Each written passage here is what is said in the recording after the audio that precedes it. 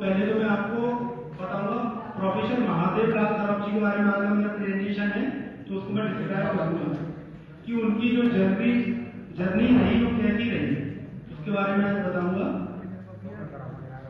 तो पहले तो मैं ये बता रहा हूँ कि बहुत ही कम लोग जानते हैं कि जो प्रोफेसर महादेव लाल सौरभ जी थे वो फार्मेसी फील्ड के थे ही नहीं, केमिस्ट्री बैकग्राउंड के थे।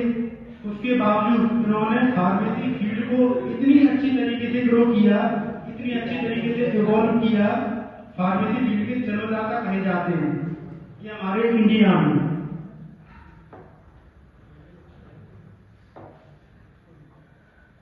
Professor MS. सौरभ जी का जन्म हुआ था 6 मार्च 1902 को दरभंगा बिहार में, और इनकी स्कूलिंग भागलपुर बिहार से हुई थी।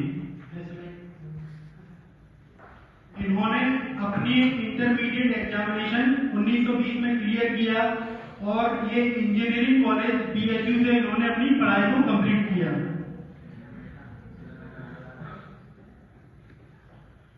1921 में कुछ इशू हुआ था जिसके कारण इन्होंने अपनी वॉइस को रेज करा अगेंस्ट प्रिंसिपल चार्ली एकिंग, जिसके कारण उनको BHU से जाना पड़ा। जब उन्होंने इंजीनियरिंग कॉलेज छोड़ दिया था तो वो इंडिया छोड़कर भी कुछ समय के लिए जापान, चाइना, अमेरिका में रहे। फिर 1925 में उन्होंने अपनी डिग्री पहले आर्ट में की, फिर ऑनर में केमिस्ट्री में किया। इन 1927 उन्होंने अपनी PG degree MS in chemistry and microbiology MIT से किया। अगर हम बात करें प्रोफेसर एम.एस. सौरभ जी को, बहुत ही रिनाउंड पर्सन थे और बहुत मानिए थे। हमारे इंडियन फार्मेसी एजुकेशन के फादर कहे जाते हैं। बेसिकली ये फार्मासिस्ट नहीं थे, लेकिन उन्होंने फार्मेसी फील्ड के लिए बहुत कुछ किया है, हमारे फार्मेसी एजुकेशन को सही दिशा दी।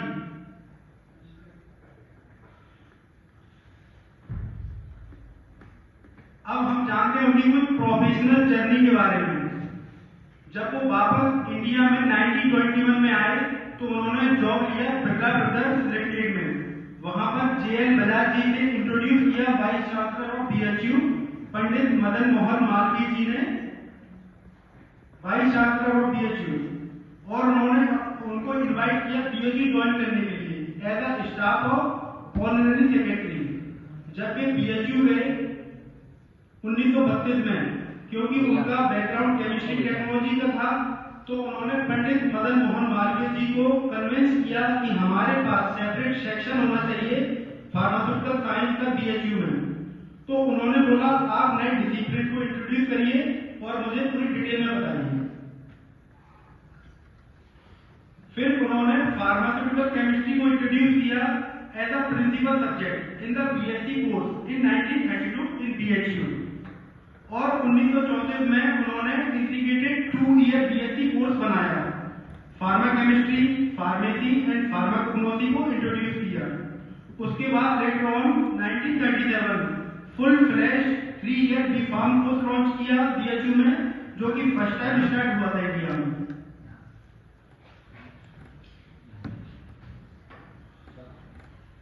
इन दिसंबर 1935 में हम देखते हैं उन्होंने अपने प्रोफेशनल ग्रोथ करी और उन्होंने एक यूनाइटेड प्रोविडेंस फार्मा एसोसिएशन का डेवलपमेंट किया। यही वो एसोसिएशन है जिसे हम आज इंडियन फार्मास्यूटिकल एसोसिएशन के नाम से जानते हैं, और 1939 में इसका नाम पड़ा। ऑल ओवर कंट्री में इसकी कई सारे ब्रांचेस हुई। फिर इंडियन जर्नल ऑफ फार्मेसी की एडिटिंग भी प्रोफेसर एम.एस. सौरभ जी ने करी, और इन 1940 में बहुत ही इंपॉर्टेंट कोर्स स्टार्ट किया एम.Pharm का अपने एफर्ट से। फिर 1943 में जब उन्होंने BHU छोड़ा, फिर उन्होंने बिरला ब्रदर्स में चीफ केमिस्ट और रिसर्च ऑफिसर के रूप में उन्होंने वहां पर काम किया। फिर उन्होंने एज अ सेक्रेटरी भी काम किया बिरला लैबोरेटरीज में टिल 1949। फिर वे वापस से प्रिंसिपल बने बिरला कॉलेज में। बिरला कॉलेज जो प्लानी है हमारा, वहां पर वो वापस से प्रिंसिपल बने फॉर नेक्स्ट 5 ईयर। इनका स्किल था एजुकेशन में, एजुकेशन के साथ साथ उन्होंने रिसर्च में भी अपना स्कोप दिखाया और जर्नलिज्म में भी अपना स्कोप दिखाया। फिर उन्होंने जब खुद का पीरियोडिकल स्टार्ट किया इंडियन फार्मासिस्ट, जो कि 1945 में स्टार्ट किया था, और 10 साल तक उन्होंने अच्छे तरीके से उसको ग्रो किया। इसी बीच में हमने देखा कि 1940 से 1945 के बीच में गवर्नमेंट ऑफ इंडिया ने उनको यूटिलाइज किया as a member of scientific and government body, जो कि इंडियन फार्माकोपियर लिस्ट कमेटी थी। Health panel of the planning commission में उन्होंने बहुत ही इंपॉर्टेंट रोल प्ले किया। फिर वे बंगाल फार्मास्यूटिकल एसोसिएशन के प्रेसिडेंट भी रहे इन 1946। फिर 1946 में इन्होंने इंडियन फार्मास्यूटिकल कांग्रेस एसोसिएशन, जिसे हम IPCA के नाम से जानते हैं, उसको फॉर्मेशन किया, जो आज भी एग्जिस्टिंग है और बहुत सारे एनुअल कॉन्फ्रेंसेस ऑर्गेनाइज करवाता है। आगे हम देखते हैं कि he was elected as the first vice president of Pharmacy Council of India in 1949। फिर later on way first elected PCI president भी रहे in 1954। आप PCI की मीटिंग को देख सकते हैं जो डिबेट थी अभी। फिर हम देखते हैं कि आगे की 5 ईयर अराउंड 1954 टू 1959। फिर ये जो बिरला ब्रदर्स जो थे, उन्होंने इनको एक टास्क दिया, जो इनको टेक्निकल एस्पेक्ट था। सिर्फ लिमिटेड और सिर्फ हैदराबाद में जो प्लेस है वहां पर इनको टेक्निकल चीजों को देखने के लिए बोला गया। इसी बीच में वो USA, यूरोप सभी कंट्री में ट्रैवल किया और वहां पर उन्होंने ये स्टडी की कि कौन कौन से रिसर्च डेवलपमेंट किए जा रहे हैं आर्टिफिशियल सेल फाइबर को लेकर, उनकी मैन्युफैक्चरिंग को लेकर।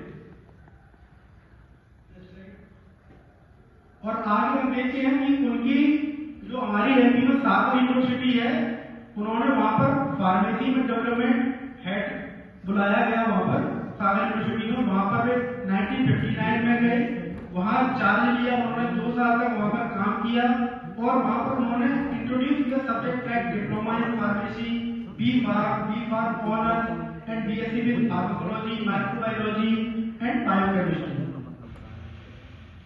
उसके बाद हम देखते हैं वो गए इंडस्ट्री ऑफ साबुत जैन ग्रुप में। यह एक धारक केमिकल वर्क है जो कि तुलमन वैली तमिलनाडु में प्लेस है। वहां पर उन्होंने 4 साल तक काम किया और बहुत सारे फॉर्मुलेशन और टेक्निकल डेवलपमेंट भी किए। यहाँ हम देख रहे हैं इन्होंने एजुकेशन में कहीं नहीं बल्कि रिसर्च, टेक्निकल, इंडस्ट्री में भी बहुत सारे काफी काम किया और अपनी एक्सपर्टाइज हर एक फील्ड में दिखाई।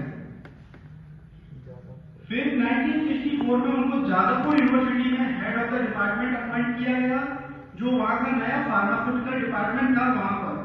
वहां पर जब उन्होंने लगभग 40 साल काम किया, लास्ट के जो फ्यू ईयर थे वो वहीं पर रहे, वहां पर हेड रहे और उन्होंने बहुत सारे वर्क किए जादवपुर यूनिवर्सिटी में। आगे अगर हम देखें कि उन्होंने फार्मेसी फील्ड को बहुत सारा वर्क किया, जो हम APTI को जानते हैं, association of pharmaceutical teachers of India. इसकी भी फाउंडेशन 1966 इन्होंने ही रखी और वे APTI के फर्स्ट प्रेसिडेंट भी बने और इनकी एडिटरशिप में